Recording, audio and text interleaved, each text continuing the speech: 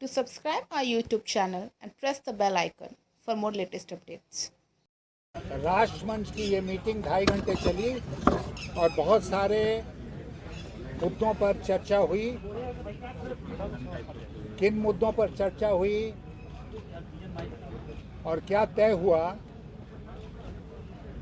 इसके बारे में विस्तार से आपको हमारे 2 साथी जो यहाँ उपस्थित हैं, 3 साथी, मजीद साहब, घनश्याम तिवारी और पवन वर्मा, ये 3 लोग विस्तार से आपको ब्रीफ करेंगे जो 2.5 घंटे का डिस्कशन हम लोगों का हुआ उसके बारे में। और इसलिए आप लोग धैर्य रखिए, सारी बात बताई जाएगी और सारे सवालों का जवाब दिया जाएगा। लेकिन एक सवाल का बस सर एक सवाल का जवाब आप दे दीजिए। नहीं, हम अभी कुछ नहीं। ठीक है तो क्या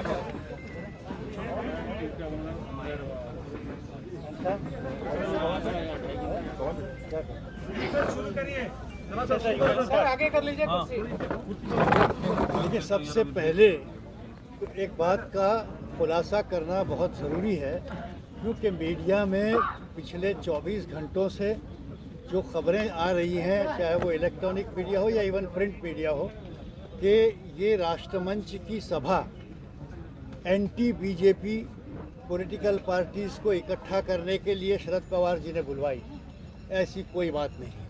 सबसे पहले तो मैं ये कहना चाहूँगा कि ये सभा शरद पवार साहब के मकान पर हुई है, लेकिन ये शरद पवार साहब ने नहीं बुलवाई है। पहली बात, ये सभा राष्ट्रमंच के प्रमुख हमारे यशवंत सिन्हा जी की तरफ से बुलाई गई थी और हम सब जो राष्ट्रमंच के फाउंडिंग मेंबर्स हैं या कार्यकर्ता हैं, हम लोगों ने सब सहयोग के साथ इस सभा का आयोजन किया था।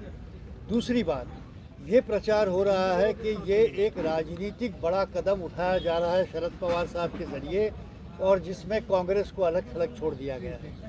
ये बात भी गलत है। न तो राजनीतिक दृष्टि से कोई डिस्क्रिमिनेशन या कोई एक्सक्लूजन हुआ है।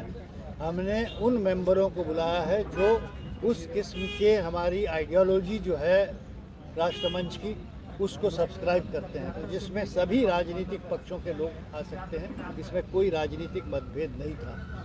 तीसरी बात, ये भी खुलासा आवश्यक है, कांग्रेस के भी मेंबरों को इसमें निमंत्रण मैंने खुद दिया है। मैं 5 कांग्रेस के एमपी के नाम दे सकता हूं, जिनमें विवेक तनखा जी, मनीष तिवारी जी, कपिल सिब्बल जी, डॉक्टर अभिषेक मनु सिंघवी जी, शत्रुघ्न सिन्हा जी। मगर कुछ लोगों की तो जेन्युइन डिफ़िकल्टी उन्होंने हमसे कही कि भाई मैं दिल्ली में नहीं हूँ, मैं पहुँच नहीं पाऊँगा, मगर हमें आप अपने साथ समझिए। इस तरह के हमें मैसेजेस आए हैं। तो ये कोई कांग्रेस का बाइकॉट या कांग्रेस को अलग रखने के लिए एक कोई बड़ा गठबंधन बन रहा है, इस तरह का विचार जो चल रहा है, ये पूरी तरह से गलत है। अब आज की सभा में विशेष तौर पर आज की ये एक मंच का जो आइडियोलॉजी है और मंच का जो कार्यक्रम है, उसके तहत ये तय हुआ है कि पॉलिटिकल, इकोनॉमिक और सोशल वातावरण जो आज देश में बना है, उसको बेहतर बनाने के लिए, उसको ठीक करने के लिए राष्ट्रमंच का क्या रोल होगा, इस पर सुझाव सबको सुना गया। और इसमें अच्छे नॉन पॉलिटिकल लोग भी रहे जिनको सुना गया। जावेद साहब ने अपनी बात रखी, जावेद अख्तर साहब ने, और जस्टिस AP शाह साहब ने भी अपनी बात रखी। तो ये कोई एक राजनीतिक कार्यक्रम नहीं था जिसको गलत तरीके से प्रचार करना सही नहीं होगा, नाइंसाफ़ी होगी। अब वो इस मुद्दे में किसने क्या कहा और अल्टीमेटली क्या तय हुआ, ये हमारे साथी समाजवादी पार्टी के हमारे स्पोक्सपर्सन और हमारे फाउंडर मेंबर घनश्याम जी बताएंगे। नमस्कार साथियों, बहुत बहुत धन्यवाद आप सभी लोगों का कि आप सभी लोगों ने इतने समय तक इस चर्चा का आप लोग हिस्सा रहे। हालांकि चर्चा अंदर हो रही थी, लेकिन चर्चा के विषय में चर्चा पूरे देश में हो रही थी और इसमें आप सब लोगों की बहुत बड़ी भूमिका है, तो इसके लिए मैं आप सभी को धन्यवाद देता हूं। राष्ट्रमंच की ये प्रथम बैठक है जिसमें सभी साथी जो आ सके, जो सदस्य पहले भी आते रहे हैं, पार्टियों के दायरे से ऊपर उठ करके राष्ट्र के मुद्दों पर अपनी सोच रखने वाले, पब्लिक लाइफ में एक ऊंची स्टैंडिंग रखने वाले, ऐसे सभी लोग राष्ट्रमंच का हिस्सा रहे हैं। तो आज जो चर्चाएं हुई, सबसे पहले मैं उसका निचोड़ बताना चाहता हूं। जो सबसे महत्वपूर्ण निचोड़ है उसका, वो ये है कि इस देश में बेहद आवश्यक है कि एक ऑल्टरनेट विजन तैयार किया जाए, एक ऐसी सोच तैयार की जाए जो वाकई इस देश के ज्वलंत मुद्दों पर, जिससे देश का आम नागरिक जुड़ा रहता है और जिससे वो आगे बढ़ने की सोच सकता है, उन मुद्दों पर वो सोच बुलंद हो। तो उस ऑल्टरनेट विजन के लिए राष्ट्रमंच ने अधिकृत किया है कि यशवंत सिन्हा जी, जो कि इसके मुख्य फाउंडर हैं, कन्वीनर हैं, वो एक टीम गठित करेंगे जो हर प्रकार के मुद्दे पर एक मजबूत विजन देश को देगा। इस विजन का हिस्सा देश के नागरिक होंगे, देश की सामाजिक संस्थाएं होंगी, राजनीतिक दल इस विजन का हिस्सा बनेंगे। और इस तरीके से ऐसा नहीं होगा कि हमारे युवा देश में विजन का अकाल हो, और खासकर सिर्फ इसलिए अकाल हो जाए कि मौजूदा सरकार किसी विजन पर काम नहीं कर रही। तो एक पहला निचोड़ इसका ये है, उस विजन में तमाम चीज़ें होंगी। आप सभी लोग ग्राउंड पे कवर करते हैं, चाहे वो अर्थव्यवस्था की बात हो, बेरोजगारी की बात हो, किसान के मुद्दे हों, देश की लोकतंत्र की व्यवस्था की बात हो, प्रेस की बात हो, महंगाई की बात हो, पेट्रोल डीजल की बात हो, हर तरीके का सेंटर स्टेट रिलेशनशिप हो, हर तरह के मुद्दे उस विजन का हिस्सा बनेंगे। और वो विजन इंक्लूसिव विजन होगा, वो एक पॉजिटिव विजन होगा, देश को आगे बढ़ाने वाला। वो एक कन्फ्रंटेशनल विजन की बात नहीं है, ये एक पॉजिटिव विजन की बात है अगली पीढ़ी के लिए।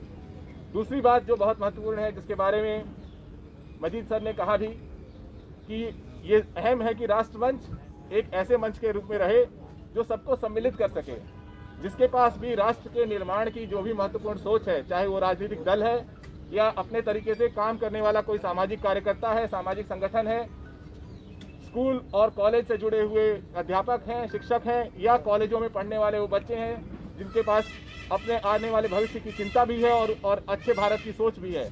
राष्ट्रमंच उन सभी लोगों को सम्मिलित करेगा, उन लोगों को भी सम्मिलित करेगा जो देश के अंदर सोच रखते हैं, उन भारतीयों के लिए भी एक मंच प्रस्तुत करेगा जो देश के बाहर हैं लेकिन भारत के लिए एक बुलंद सोच रखते हैं। तो ये दूसरी महत्वपूर्ण बात आज राष्ट्रमंच ने तय की। मंच की चर्चाओं में यह भी सामने आया कि किस तरीके से पेट्रोल और डीजल की लगातार ऊंची कीमतें देश के हर नागरिक को, खासकर किसानों को और मध्यम वर्ग को लगातार प्रताड़ित कर रही हैं। तो राष्ट्रमंच उस विषय पर भी एक आम माहौल बनाएगा कि पूरा देश एकजुट होकर के सरकार से कह सके कि हम लोगों की जेब से ये पैसा लेना आप बंद कीजिए और सरकार को नए रास्ते खोजने पड़ेंगे, लेकिन इस तरीके से देश के आम नागरिक को प्रताड़ित नहीं किया जा सकता। इस तरीके के अन्य मुद्दों पर भी राष्ट्रमंच रुख रखेगा। इसके अलावा अंततः यही कहूँगा कि राष्ट्रमंच की अगली बैठक होगी, उस अगली बैठक में आप देखेंगे कि एक बहुत विस्तृत मंच है। इस तरह की चर्चाएं कि किसी को नहीं बुलाया गया या कोई पार्टी सम्मिलित नहीं हुई, मैं चाहूँगा, हम सब चाहेंगे कि उस तरह की चर्चाएं राष्ट्रमंच के बारे में मुख्य चर्चा ना हो, बल्कि हमेशा चर्चा इस बात पे हो कि हम और किसको सम्मिलित कर सकते हैं। तो हम लगातार प्रयास करेंगे कि इस मंच में हम अन्य साथियों को सम्मिलित कर सकें। क्या ममता बनर्जी के बारे में बात हुआ कि ममता बनर्जी के नेशनल रोल के बारे में बातचीत हुई? क्या ममता बनर्जी के नेशनल रोल के बारे में बातचीत हुई?